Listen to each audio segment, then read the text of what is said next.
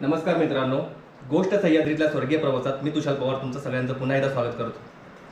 आज आमच्यासोबत आहेत मिस्टर पाटील सर. आळंदी येथे मिस्टर पाटील सर यांचं मधाचं एक चांगलं असं उद्योग आहे आणि आज त्यांच्या आम्ही मध प्रोसेसिंग सेंटरला आम्ही व्हिजिट करत आहोत.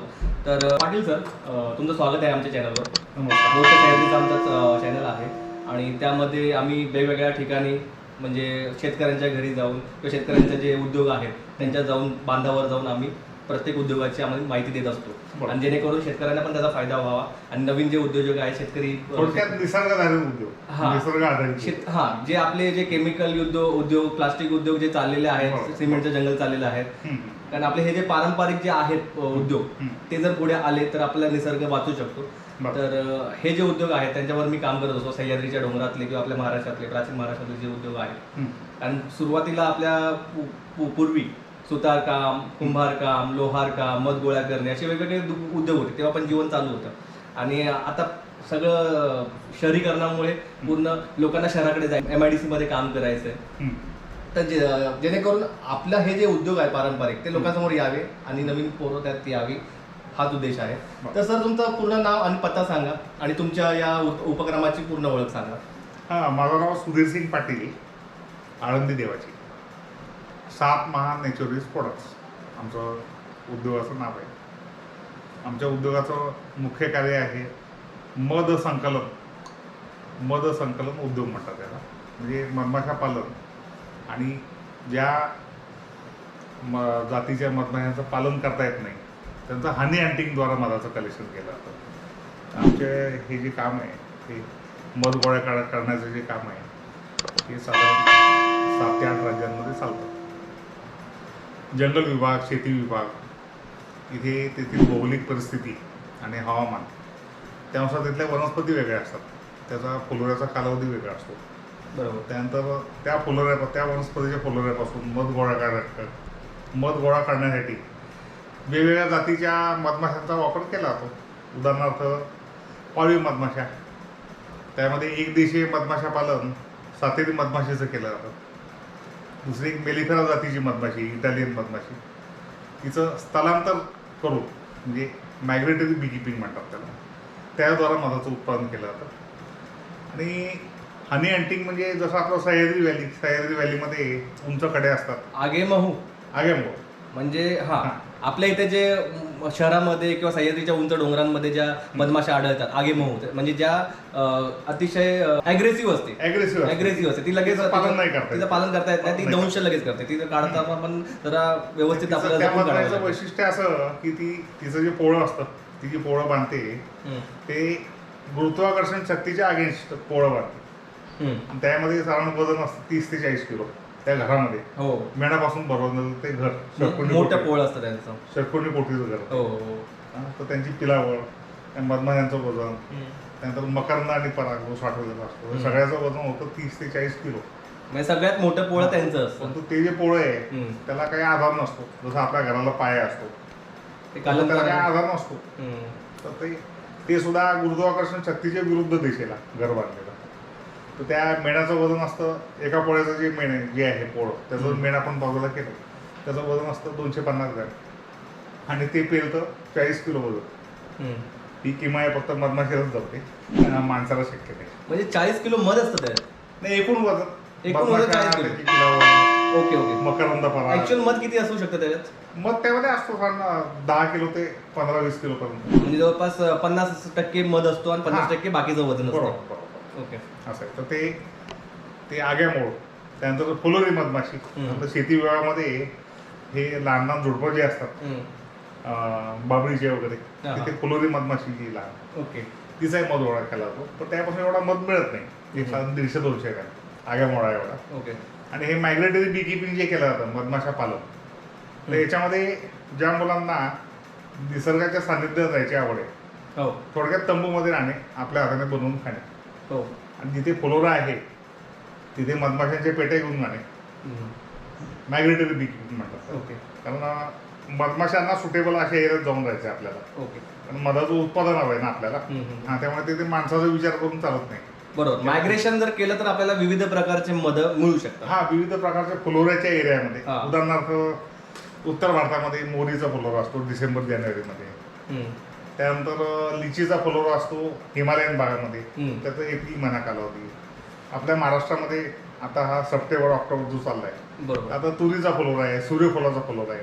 परंतु उन्हाळ्यामध्ये आपल्याकडे सह्याद्री भागामध्ये जांभूळ, हिरडागेळा, पिसा, कारवी, कास पठारावर वेगवेगळ्या जातीची फुलं येतात. हा तो एक फुलवरा असतो. म्हणजे सह्याद्री व्हॅली जी आहे त्याला वसंत ऋतूमध्ये फुलं येतात.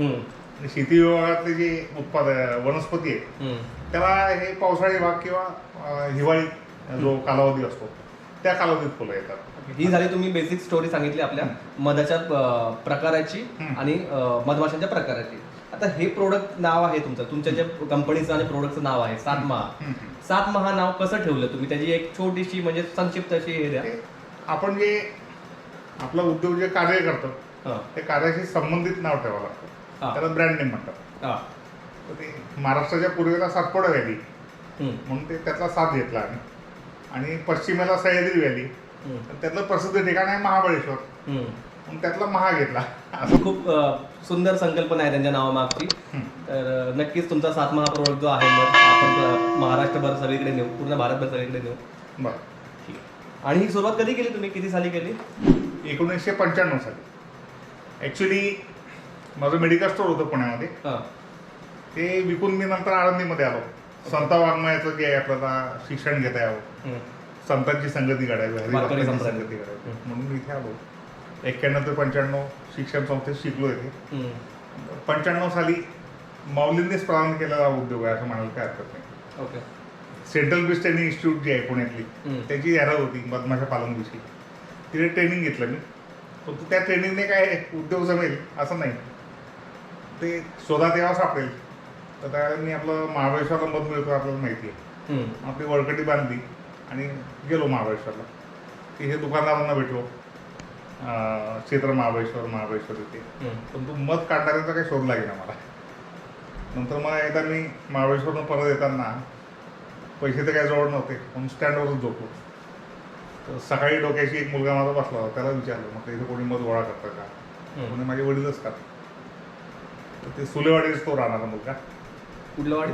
सुलेवाडी. सुलेवाडी. पाचगणी जवळ. पाचगणी जवळचा जवळचा सुलेवाडी. ओके. तर तो म्हणला माझे वडीलच मत काढतात. म्हटलं मला त्यांना भेटायचं आहे. म्हटले आता आपल्याला जायचं म्हटलं तर पायी तुम्ही येऊ शकाल का आमच्याकडे माझ्याबरोबर? हा डोंगर उतरायचा, तो समोरचा चढायचा, तो उतरायचा, पलीकडचा जो डोंगर आहे तिथे आमचं गाव आहे. शेवटी आम्ही भिलार पण टॅक्सीने गेलो, तिथनं पुढे पायी गेलो. त्या वडिलांना भेटलो, त्यांना कल्पना दिली की तुम्ही मध कसं काढता ते बघायचं आहे आम्हाला. तर ते म्हटले की आम्ही होळीनंतर आमचं काम चालू होतं, मीटिंग असते आमची, सगळे गावकरी आम्ही जातो, प्रत्येक घरचे 2 माणसं. त्यावेळेला तुम्ही येऊ शकता. तर अशा प्रकारे पहिल्यांदा ते वैराटगड जे आहे, वैराटगड तिथे या मावळ्यांबरोबर म्हणजे महादेवकोळी समाजाचे लोक आहे सगळे, मावळे जाते शिवाजी महाराजांची. तर त्यांच्याबरोबर मी पहिल्यांदा वैराटगड जी आहे इथे 8 दिवस राहिलो कड्यावर. त्यांनी माझी सर्व काळजी घेतली. मी शहरी माणूस तसा, पण माझं शिक्षणच सायन्समध्ये झाल्या कारणाने बोटॅनिकल स्टडी हा जो विषय आहे तोही माझा आवडीचा विषय होता. हे सगळे विषय तुमच्या आवडीचे होते आणि त्या आवडीच्या विषयामध्ये छंदामध्येच तुम्ही तुमचं काम चालू केलं आणि स्थानिक लोकांनी पण तुम्हाला सपोर्ट केला. हो. आणि तुम्हाला ती माहिती मिळत गेली. क्षेत्रात तुम्ही उतरलात, स्वतः जाऊन राहिलात गावकऱ्यांसोबत, सह्याद्रीच्या डोंगरात कसं राहिलं ते सगळं तुम्हाला अवगत झालं हळूहळू आणि त्यांनी तुमची सुरुवात झाली. हो. ठीक आहे. 1995 साली तुम्ही सुरुवात केली. 95 आणि 1995 ते आज 2021 पर्यंत साहेबांचा एकच बिझनेस आहे, उद्योग आहे मधाचा. आणि त्यांचे चिरंजीव, त्यांचं पण शिक्षण बायोटेकमध्ये झालेलं आहे, ते पण सध्या ह्याच बिझनेसमध्ये आहेत. म्हणजे स्कोप आहे, नाही असं नाही. जर केलं कुठली गोष्ट आपण मनापासून केली, जिद्दीने केली तर कुठल्याही क्षेत्रात स्कोप आहे. आपण म्हणतो हे मध वगैरे जे आहे, शेळीपालन वगैरे हे साईड बिझनेस म्हणून करावं, पण नाही, साहेबांनी केलं, त्यांचे चिरंजीव पण करत आहेत. कोणताही उद्योग करताना कंटिन्युएशन पाहिजे. अपडाऊन्स येत असतात, अपडाऊन्समध्ये स्वतः मला स्थिर राहता आलं पाहिजे. तर आपलं मार्केटिंग चांगलं पाहिजे, आपला ब्रँड हा उच्च दर्जाचा पाहिजे, क्वालिटी पाहिजे. म्हणजे तर हा जो मध आहे आपला, हा मध तुम्ही इथे आणता, पण तुम्ही मध सह्याद्रीतनं आणि वेगवेगळ्या ठिकाणावर आणता. ठीक आहे. ते थोडक्यात सांगा फक्त. कुठून आणता मध, कुठून गोळा करता, आता कसं हे करता? मी तुम्हाला पुस्तिका जी ग्राहकांसाठीच आहे. हा. आमचं वेबसाईट आहे www.satmaha.in. ओके त्याच्यावरची PDF डाउनलोड करून हा. मराठी बुकलेटची ओके ते तुम्ही वाचू शकता. ओके त्याच्यामध्ये हे पाळीव मधमाशांची चित्र दाखवलेले आहेत. मेलिफेरा मधमाशा, त्याची ऍक्टिव्हिटी. त्यानंतर हे आग्या मुळाचं मध काढणारे आपले मावळे सह्याद्री. तर तुम्ही सह्याद्रीच्या भागात किंवा हा, तर ते हे जे ब्रँड नेम जे दिले जातात ना, हम्म. ब्रँड म्हणजे क्वालिटी नसते. हम्म, त्याच्या आतील जी वस्तू भरलेली आहे ती त्यात प्रामाणिकता आहे की नाही हे ग्राहकाला ओळखतायला पाहिजे. हम्म, आणि ग्राहकाच्या पसंतीला म्हणजे त्याच्या निवडीला ज्या वेळेला प्राधान्य मिळतं आपल्या प्रोडक्टला त्याला ब्रँड म्हणतात. बरोबर. नुसतं नाव म्हणजे ब्रँड नव्हे. ओके आता मधाच्या बाबतीत एक महत्त्वाचा मुद्दा असा आहे की मधाची संकलन किंमत ही एरियानुसार जी आहे ही वेगवेगळी पडते हम्म, आणि त्याला एफर्ट्स वेगळे घ्यावे लागतात. बरोबर. त्यानंतर दरवर्षी तुम्हाला मध त्या भागात मिळेल याची गॅरंटी नाही. आणि- आणि त्यावेळेला होणारे हवामानाचे बदल त्याचा परिणाम उत्पादनावर होत असतो. आणि जसा आंबा वेगवेगळ्या विभागातील आंबा त्याची स्वाद वेगळी, स्वाद वेगळे तसा वेगवेगळ्या फुलोऱ्याचा जो मध आहे त्याचे रंग, स्वाद, औषधी गुणधर्म हे वेगवेगळे वेगवेगळे असतात. असतात. असं आहे ते. तर आम्ही जो आमचा जो मध आहे आमच्या बाटलीवरती त्याचा स्त्रोत फुलोरा कोणता याचा उल्लेख केलेला असतो. बरोबर. हे कृत्रिम मध भरणारे जे आहेत, हम्म, कृत्रिम मध असू शकत नाही खरं म्हणजे, परंतु ॲडव्हान्स म्हणजे आधुनिक पद्धतीने जसं तयार कृत्रिम- असलेलं ॲडल्ट्रेशन जे आहे त्याचा वापर करून मग नंतर ते जाहिराती करतात की आमचं मध स्वस्त आहे, आमच्या मधाला 1 लाख फ्री आहे, हम्म. मॉलमध्ये गेला तर 1 लाख फ्री. बरोबर. म्हणजे जे हा. बऱ्याचशे मोठ्या कंपन्या आहेत, डीमार्टला मी परवाच जाऊन आलो, बाय 1 गेट 1, तेव्हा आमचा 500 रुपयाचा माल 300 रुपयाला हां असे मी बघितले. बरं. तर ते कृत्रिम मध आहेत. ते म्हणजे कुठली मधमाशी जाऊन मध काढून आणत नसते. ते फॅक्टरीमध्ये त्यांचे जे आहेत वेगवेगळे केमिकल किंवा दुसरे काय गोष्टी असतील बरं. जिन्नस ते वापरून बनवलेला असतो. बरं. त्याची चव अगदी मधासारखीच असते, पण तो त्यातला जाणता नाही, माणूस असेल. चव नसते मधाला. हा. मध हे निसर्गाचा अमृत आहे. हो, फुलोऱ्यानुसार मधाला वेगवेगळे रंग आणि स्वाद असतात. बरोबर. परंतु ते जनरल नॉलेज ग्राहकाला असेल तर ना, तेच सांगतोय मी. आणि त्याला अनुभव असेल तर. ग्राहक म्हणून मी गेलो तर हा. ओरिजिनल मध आणि हे पतंजलीचं वगैरे मध ते जर समोर ठेवलं तर मला ओळखता येणार आहे. जरी चाकलं तरी ओळखता येणार नाही. किंचित सामान्य फरक असतो एकदम. बरोबर. त्या फरकामुळे आपण ओळखू शकतो. नाही, पण ते- जसं आंबा असतो की नाही, वेगवेगळ्या विभागातला आंबा, तुम्ही जेव्हा आंब्याचा सीझन येतो त्याला अल्फान्सो मँगो खाता, दशेरी आंबा पण खाता, हम्म. ते तुम्ही ओळखू शकता की नाही. हो, मग तसं मधाचं वेगवेगळ्या फुलोऱ्याचा जो मध आहे वेगवेगळ्या विभागात त्याचा जेव्हा तुम्ही प्रत्यक्षात स्वाद घ्याल, अनुभव घ्याल, मग तुम्ही हे कृत्रिम मध जे आहे, त्याला तुम्ही ओळखू शकाल. बरोबर. असं आहे. बरोबर. ठीक आहे. तर तुम्ही जे हे आता मध आणता, हम्म. आता फॅक्टरी पण सांभाळणं हम्म. आणि मध आणणं पण, आता कसं होतं? पहिलं सुरुवातीला तुम्ही जायचे, शेतकऱ्यांसोबत राहायचे. हम्म. आता मध कसं संकलन करता तुम्ही? नाही, आता ही मध संकलन जे आहे ना त्याचं काम मी बघतो स्वतः. हम्म. 8 राज्यांमध्ये फिरावं लागतं मला. हो. जिथे मधमाशा पालन चालतं इथे, हा. तिथे सीझन पुरतं काम केलं जातं. सह्याद्री व्हॅली जी आपली त्यातले हे मावळे जे आहेत, हम्म. हे मार्च एप्रिलमध्ये काम करतात. त्या भागात म्हणजे जावं. मार्च एप्रिलच्या दरम्यान तुम्ही आपल्या महाबळेश्वर सह्याद्री पट्टा हा. तिथे फिरत असतात. नाही म्हणजे आता सध्या आमचा सीझन जो सुरू आहे महाराष्ट्र, राजस्थान, कर्नाटक 3 ठिकाणी चालू आहे. हम्म. शेती विभागातले फुलं आहेत त्या, हम्म. तिथे जावं लागतं. तिथे आमचे मधमाशा पालन करणारी मुलं आहेत, हम्म. तंबूमध्ये थांबणारे, त्यांच्यावर हे मुलं काय म्हणजे तिकडचे लोकल आहेत, तुम्ही पकडलेले आहेत की तुमची नाही कामं? नाही, मधमाशा पालन हाच त्यांचा उद्योग आहे. त्यांचा उद्योग आहे. म्हणजे त्यांचं केअरटेकर म्हणून आम्ही काम करतो. अच्छा, तुमच्याकडे कॉन्टॅक्ट आहेत म्हणजे तिकडचे? कॉन्टॅक्ट्स आहे त्यांच्याशी, आम्हाला सहकारी भावनेने कामही करावं लागतं आम्हाला. ओके, तुम्हाला काम तिथे जाऊन कामही करावं लागतं. म्हणजे ते त्यांच्या जोडीने. बोटॅनिकल स्टडी, बोटॅनिकल सर्वे म्हणतात त्याला. ओके. सर्वे करणे, स्पॉट ठरवणे, ओके ओके त्या मुलांचे जे काही अडचणी असतात बाकीच्या त्यात त्यांना सहाय्य करणे, ओके. आर्थिकदृष्ट्या काही प्रश्न असतील ओके. हा, त्यामुळे त्याला सहाय्य म्हणजे करणे. राजस्थान, महाराष्ट्र आणि कर्नाटक, नाही, तसे 7-8 राज्यांमध्ये काम करतं आमचं. तसं 7-8 राज्यांमध्ये. पण बेसिकली हे जे मेन 3 मोठे राज्य आहेत तिथे जाऊन तुम्ही स्वतः महाराष्ट्र, जाऊन कर्नाटक, तिकडचे राजस्थान, हा MP, बिहार. हा तिकडच्या गावकऱ्यांना घेऊन त्यांच्यासोबत काम करून मध कलेक्शन करून संकलन करून आपल्या फॅक्टरीवर आणलं जातं. हा, ते प्रोसेसिंगसाठी इथे आणतात. प्रोसेसिंग आपण इथं आणतो. प्रोसेसिंग म्हणजे दुसरं काही नाही, रॉ हनीच आपण विकतो, पण त्याला प्रोसेसिंग म्हणजे मधामध्ये काही इम्प्युरिटीज येतात, हा म्हणजे मधमाशीचे पार्टिकल, हा मातीचे कण वगैरे, बरोबर. ते फक्त वेगळे करणे, पण तेही लो टेम्परेचरला. त्यासाठी हे आमची मशिनरी सायंटिफिक. त्यानंतर मधामध्ये पाण्याचं प्रमाण जर जास्ती असेल हम्म. तर ते आपल्याला 20% खाली आणावं लागतं. ते सुद्धा कमी तापमानात म्हणजे 45 डिग्री सेंटीग्रेडला. तर ही त्याला म्हणतात प्रोसेसिंग फक्त. याचा अर्थ त्याचा नॅचरल सेटअप जो आहे ओके. त्यामध्ये आम्ही काय ढवळढवळ करत नाही. थोडे प्रकारात तुम्ही डिहायड्रेशन करता. हां, पण ते कमी तापमानात. कमी कारण तापमानात. मधाला तापवून चालत नाही. ओके. त्यासाठी आपलं हे युनिट आहे इथे. ओके. हे युनिट दिले आहे. हे बदलीची टाकी आहे ही उंच. हां. ही पाणी तापवायची टाकी आहे. ओके. आणि 2 ज्या टाक्या आहेत ह्या मध तापवायच्या टाक्या आहेत. त्या बाजूने गरम पाणी फिरतं. किती टेम्परेचरवर आपण हे करतो, मध गरम करतो? 45 डिग्री सेंटीग्रेड तापमान आलं मधाला हां. की त्याचं हिटिंग बंद होतं. हिटिंग बंद होतं. मग ते या ट्रान्सफर पंपाद्वारा जे सेंट्रीफ्यूज जे आहे सेंट्रीफ्यूजमधून ते फिल्टर होतं. ओके. आता हे चालू नाही म्हणजे वापरात आहे पण आता चालू नाही. ओके. हे इथे हे असं सेंट्रीफ्यूज आहे. तिथनं जे सेंट्रीफ्युगल जो फोर्स आहे त्यातनं हा मध जो आहे फिल्टर होतो. फिल्टर होऊन होतो. तो बाहेर पडतो. इथे महिला मंडळ सगळं काम करतं ॲक्च्युली. ओके. आज सुट्टी आज आहे. सुट्टी. हा, त्यामुळे महिला मंडळ नाही येते. बरोबर. तर सर्व महिलाच काम करतात. योग्य वेळी आलो आपण. आणि दुसरी गोष्ट जेव्हा पाण्याचं प्रमाण जास्ती असेल हां. तर त्यामध्ये ईस्ट आणि मोल्ड ॲक्टिवेट होतात. कोणते पातळ पदार्थामध्ये जर कधी पाण्याचं प्रमाण जास्त असेल 20%पेक्षा ओके. ईस्ट आणि मोल्ड ॲक्टिवेट होतात. त्याचं फर्मेंटेशन होतं. ईस्ट म्हणजे आपल्या ब्रेडमध्ये असतं ते? ईस्ट ईस्ट ईस्ट दह्यामध्ये असतं ते. दह्यामध्ये. हां. दुधाचे दही होतं ते ईस्टमुळे होतं. आणि बाकीला जी बुरशी लागते हां. त्याला मोल्ड म्हणतात.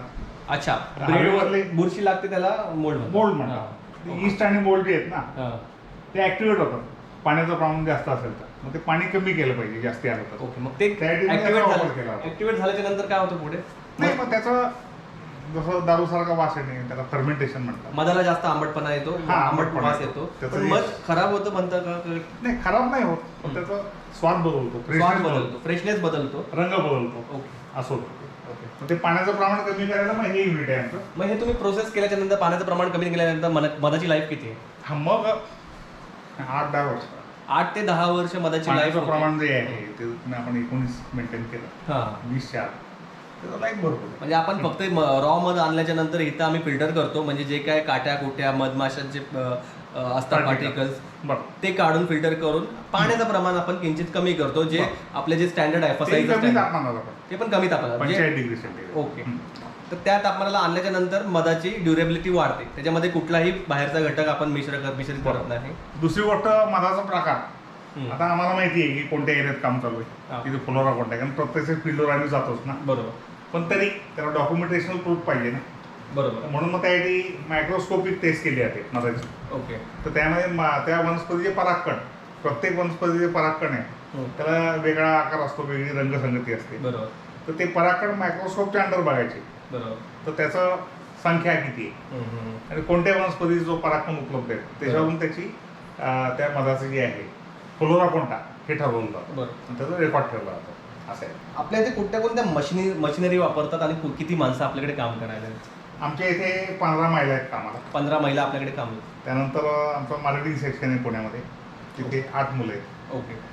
म्हणजे अख्ख्या पुण्यामध्ये फिरत असतात ते डोर टू डोर जाऊन पुणे आणि किंवा महाराष्ट्र. पुणे आणि महाराष्ट्रामध्ये shop- मार्केटिंगचं काम मार्केटिंग. ओके. ते आहेत. आणि इथे 15 महिला आहेत. आणि मतपाळ जे आहेत आमच्या कंपनीशी संलग्न त्यांची संख्या साधारण 150-150च्या घरात जाईल. ओके. म्हणजे वेगवेगळ्या राज्यामध्ये जे आहेत ते. हां, हां. काही- ओके. त्यांना तुम्ही कसं देता? तुम्ही म्हणजे सीझन वाईज देतात? नाही, त्यांचं रेट जो आहे केजीवर असतो, किलोवर. म्हणजे त्यांच्या किलोवर असतो. मधाचा मोबदला देतात त्यांना. मंथली सॅलरी किंवा डेली नाही, असं नाही. तो त्यांचा उद्योग असतो आणि त्यांचे केअरटेकर. बरोबर. बरोबर. सहकारी तर आहोत. मेन शेतकरी ते आहेत ते माल पिकवतात आणि तुम्ही घेता. हो. ओके. त्याचा मोबदला तुम्ही देतात. बरोबर. आणि हे तुमचे जे कामगार आहेत ते इथे 15 महिला, पुण्यात 8 मार्केटिंगसाठी. प्रोसेसिंग पॅकेजिंगसाठी इथे 15 महिला आहेत. आणि मशिनरी आपण कुठल्या कुठल्या ठेवलेल्या आहेत?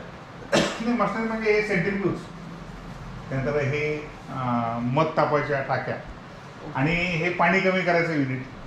ओके. इथं पाणी कमी होतं. तर मधातलं पाणी कमी होतं तुम्ही बोलता वॉटर लेवल. हां. आणि हे मध हिटिंग आणि इथं फिल्ट्रेशन होतं. बरोबर. म्हणजे हे जवळपास 3 युनिट आपले ते आहे बेसिकली. बरोबर. आणि यातच काम चालतं. बरोबर. आणि हे पॅकेजिंग आहे. तुम्ही इकडे बघू शकता हे पॅकेजिंगसाठी आहे. कॅमेऱ्यातून.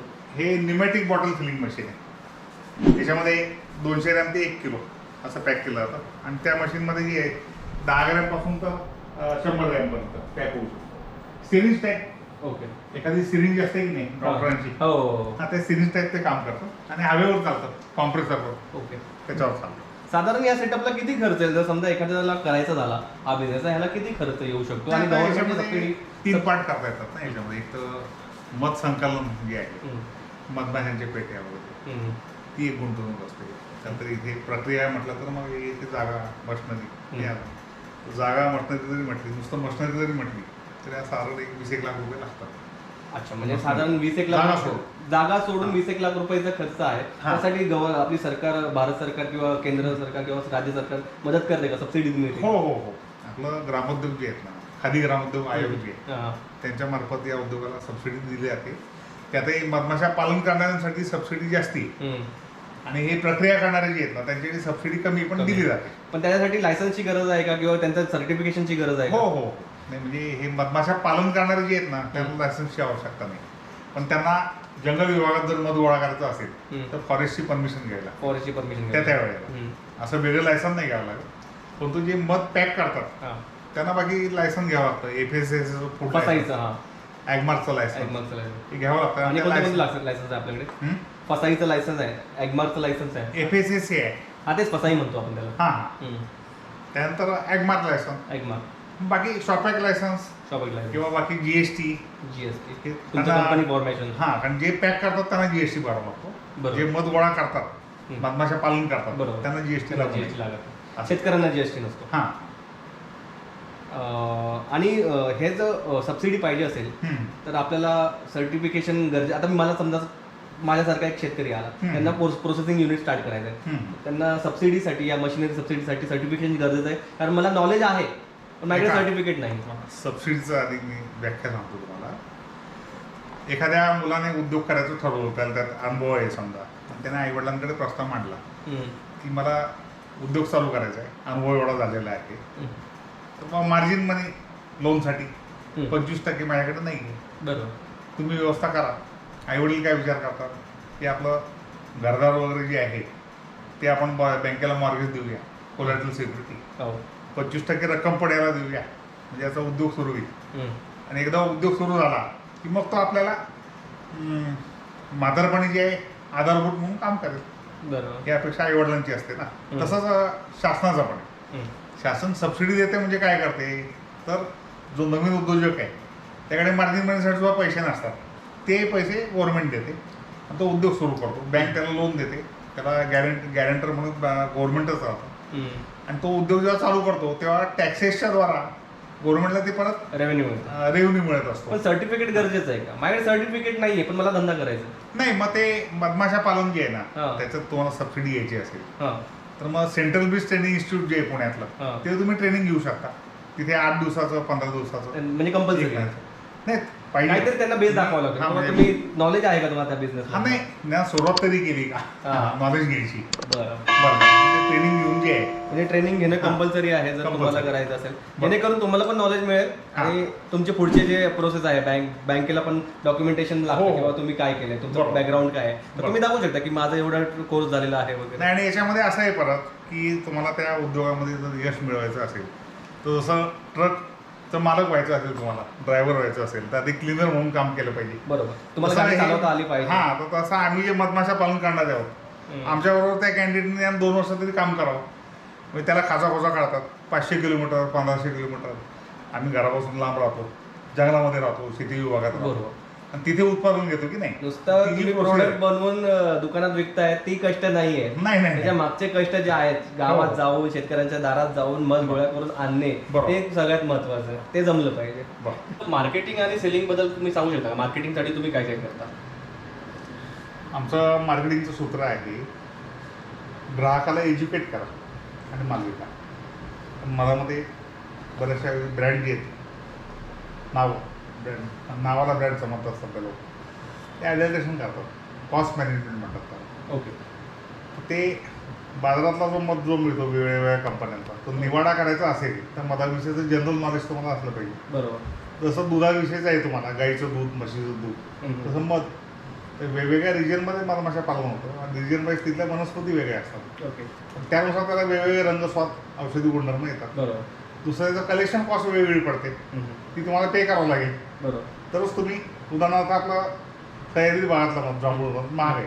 बरोबर. आता हे 30-35 लोकांची टीम कड्याला लटकून हे तानाजी मालुसरे सगळे बरोबर. काम करणार, हम्म. त्यांची जी अपेक्षा आहे, माफक अपेक्षा, की त्यांना एक 15-20-22,000 25,000 रुपये मिळावे जेणेकरून आपला पावसाळा निघावा. पावसाळा निघावा म्हणून ते काम करतात. तेवढं जरी कव्हर करायचं म्हटलं तर त्यांना रेट चांगला द्यावा लागतो. ते इतर मधापेक्षा जो तो दुप्पट तिप्पट रेट असतो द्यावा लागतो, तेव्हा त्यांना परवडतं. मी जर म्हटलं आज अमुक एक कंपनीचा मध 260 रुपये किलोने मिळतो बाजारात, म्हणून आता मी तुम्हाला एवढा भाव देऊ शकत नाही, ते लोक कामच करणार नाही ना. बरोबर. हां, त्यांची जी अपेक्षा आहे आपलं मार्केटिंग जे आहे आणि मार्केटिंग जे आहे आमचं, हां, पुण्यात आणि महाराष्ट्रात कुठे कुठे करता आणि तुम्ही डोर टू डोर करता की शॉप टू शॉप करता? नाही, आम्ही मार्केटिंग म्हणजे असं होलसेल रिटेल याच्याद्वारा ग्राहकांपर्यंत पोहोचणे. वेबसाईटवरून आमचा सेल असतो ओके. आणि सेल्स ऑफिस पण आहे आमचं पुण्यामध्ये, परंतु प्रदर्शनामध्ये भाग घेऊन किंवा आमच्या वेबसाईटमधनं वगैरे आम्ही म्हणजे मदत मार्केटिंगसाठी सरांकडे वेबसाईट आहे स्वतःची, वेबसाईटवर आपल्याला माहिती मिळू शकते.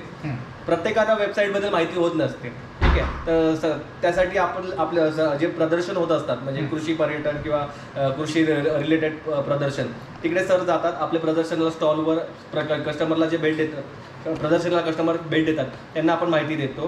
त्याशिवाय शॉप टू शॉप आपलं मार्केटिंगचं ऑफिस आहे पुण्यात. शॉप टू शॉप तिकडे आपले जे वर्कर लोक आहेत ते जाऊन प्रत्येक दुकानदारांना माहिती देत असतात आणि दुकानदार त्याच्या रीतीने कस्टमरला आपण माहिती देत असतो की बाबा हे मध आहे.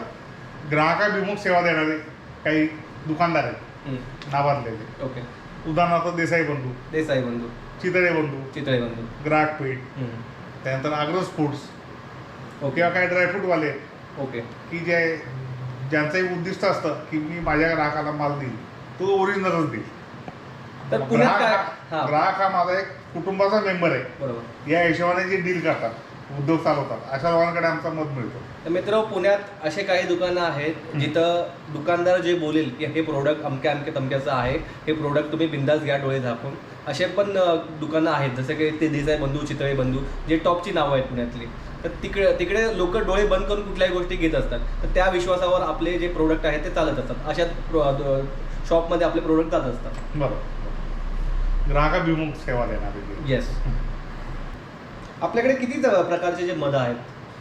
आता सध्या आमच्याकडे 10 प्रकारचे, 10 फुलोऱ्याचे मध्ये प्रकार नाही म्हणत त्याला, फुलोरा वेगवेगळ्या रिजन मधले, जसं जांभूळ मध, हिरडागाळा मध, कारवी मध, ओके, हे सह्याद्री भागातनं कलेक्शन होतं. थोडक्यात सांगायचं झालं की मधमाशा ज्या आहेत त्या वेगवेगळ्या फुलांवर जाऊन मध कलेक्ट करत असतात. बरोबर. प्रत्येक फुलांचा कालावधी वेगळा असतो. बरोबर. जसं की जांभूळ म्हटला तुम्ही, कारवीचा मध म्हटला, बरोबर, अजून हिरडा हा सह्याद्री भागातला मध्ये.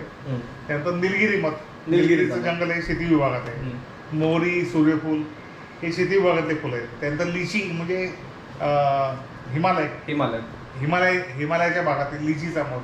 त्यानंतर तुळशीचा मध असतो, त्यानंतर करणचा मध, झारखंडच्या जंगलातला करण जे आहे ना, करण त्याची डेन्सिटी असलेली जंगलं जी आहे ज्याला मध मिळतो, अशी जी करंज आहे ती झारखंडमध्ये मिळते. झारखंड मधला आपल्या सातारा जिल्ह्यात खालच्या भागात आमचा भाग आहे सातारा जिल्ह्यातला, तिथं पण करंजाची झाडं आहेत भरपूर.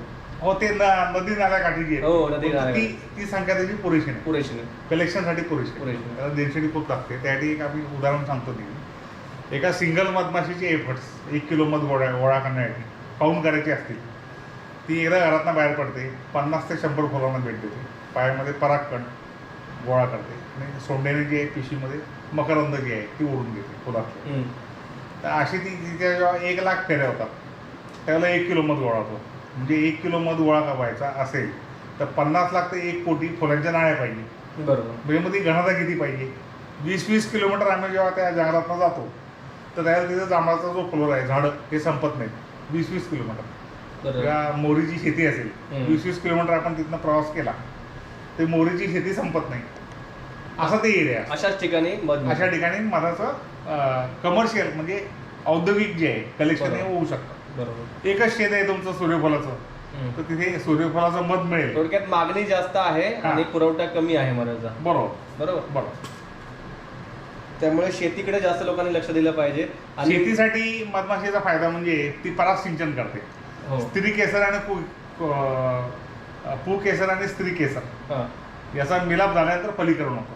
म्हणून मधमाशी ही शेतकऱ्याची मित्र आहे. परागी भवनासाठी मधमाशीचा आजकाल जे फवारे मारले जातात ना जागोजागी हा रासायनिक फवारे. हा. त्यामुळे कीटकही मारतात, उपयोगी कीटक सुद्धा मारतात. बरोबर. असं आहे. तर मग अशा ज्या ठिकाणी फवारे मारले जातात, ज्या पिकांवर फवारा केला जातो त्या भागामध्ये आम्ही मध संकलन करू शकत नाही. आणि पिकाचं उत्पन्नही जास्त येत नाही. नाही, आता ते प्रत्येक शेतकऱ्याचं गणित वेगळं आता. परंतु जो मित्र आहे मधमाशी, आपली मित्र कीटक, त्याचाही आपण विनाश करतो हे शेतकरी बंधूंनी लक्षात घेतलं पाहिजे आणि नैसर्गिक शेतीकडे वळायला पाहिजे. म्हणजे सेंद्रिय शेतीकडे वळायला पाहिजे, ऑर्गॅनिक शेतीकडे. जे आपण रासायनिक वापरतो त्यामुळे मधाचं जे प्रमाण आहे, मधमाशांचं प्रमाण ते कमी होत चाललेलं आहे. त्याच्यामुळे परागीभवन कमी होत चाललेलं आहे. त्याच्यामुळे बरोबर क्वालिटी आणि प्रोडक्शन पण कमी झालेलं आहे. म्हणजे जे काही ग्रेन्स, धनधान्य जे मिळतं आपल्याला शेतीमधनं, त्याची क्वालिटी सुद्धा जी आहे ती आरोग्याला हानिकारक अशी असते. ते कृत्रिम तुम्ही हे रासायनिक खतं फवारे वापरले तर. तुम्ही थोडक्यात सांगा मला की ओरिजिनल तुमचं जे प्युअर ऑर्गॅनिक मध आहे आणि बाजारात मिळतं ते मध आहे, ते कसं ओळखायचं लोकांनी? जसं वेगवेगळ्या विभागातील आंबा, त्याचा स्वाद वेगळा.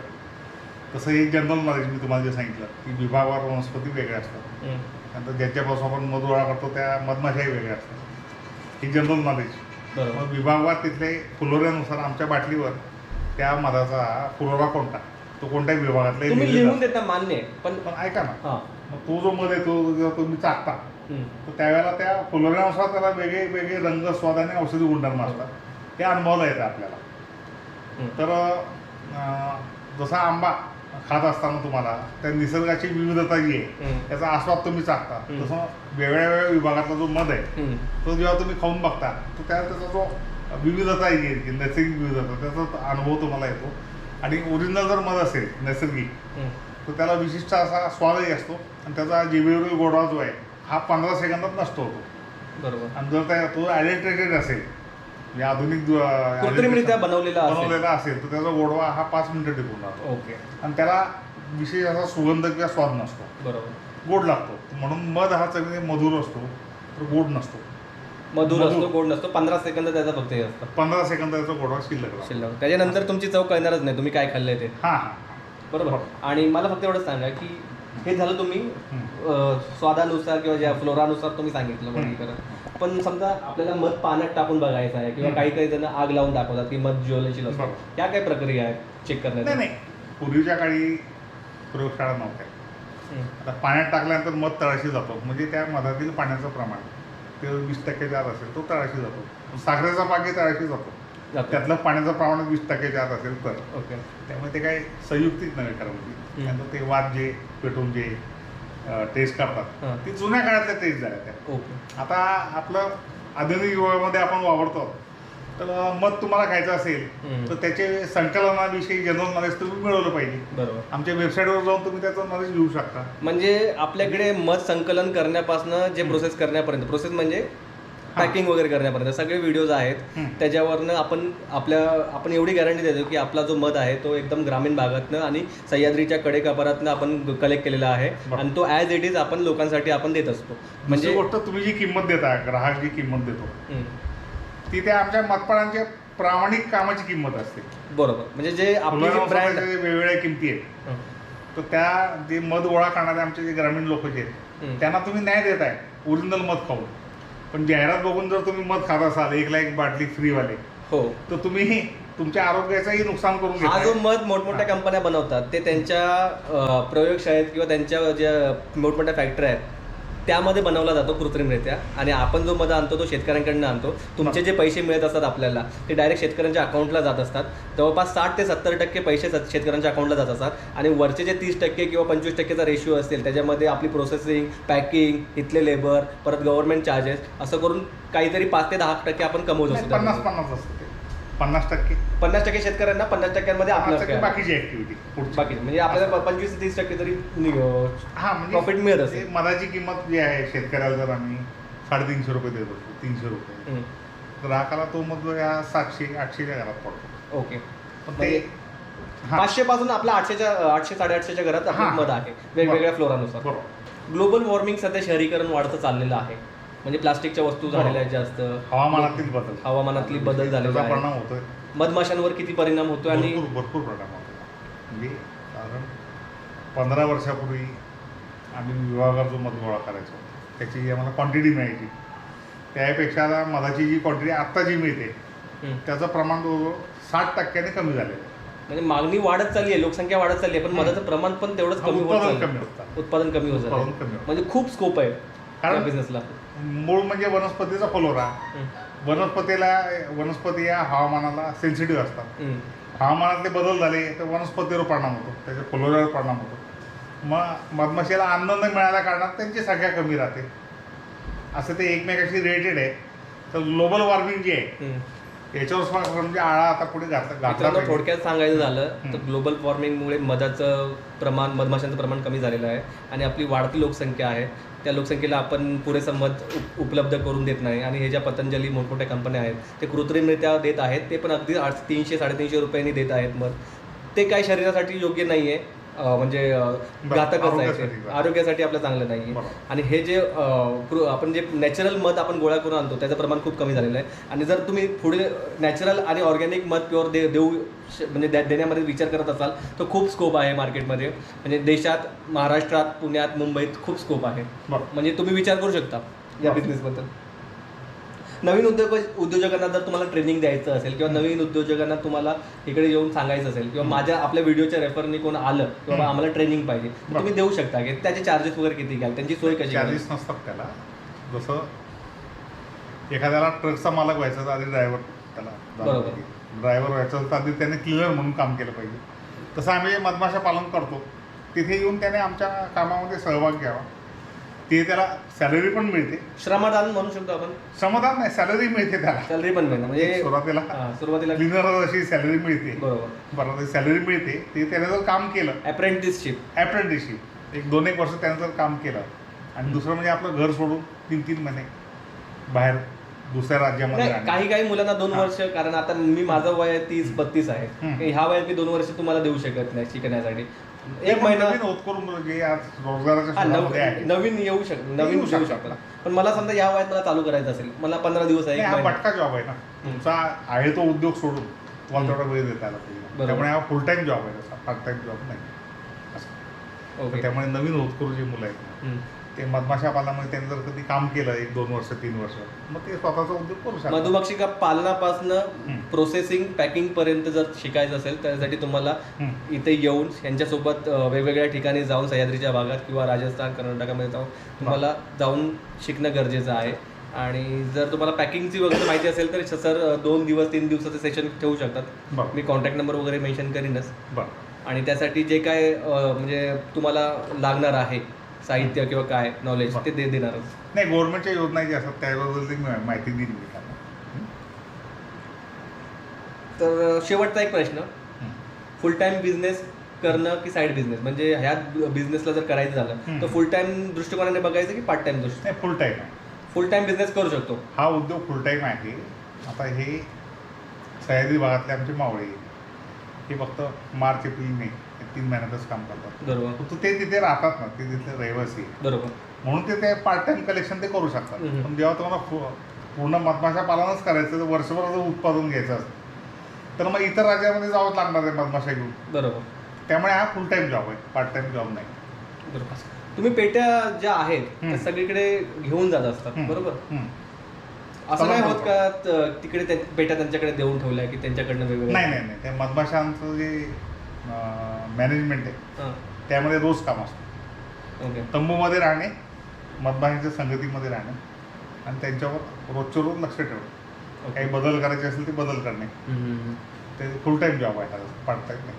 ऑफ सीझनमध्ये सुद्धा मधमाशांना सांभाळावं लागतं आपल्याला. जसं बकरी पालन, शेळी पालन किंवा गुरंढोरं पालन हा फुल टाइम जॉब आहे की नाही, तसं मधमाशी हा फुल टाईमच जॉब आहे. फक्त यातला एक कठीण भाग असा आहे की मधमाशीचं अन्न हे फुलांमधनं मिळतं, त्यामुळे जिथे फुलं राहतात तिथे जाऊन राहावं लागतं. बाकी हे जे निसर्गाचं सोनं लुटायला लागतं. हां, असं आहे.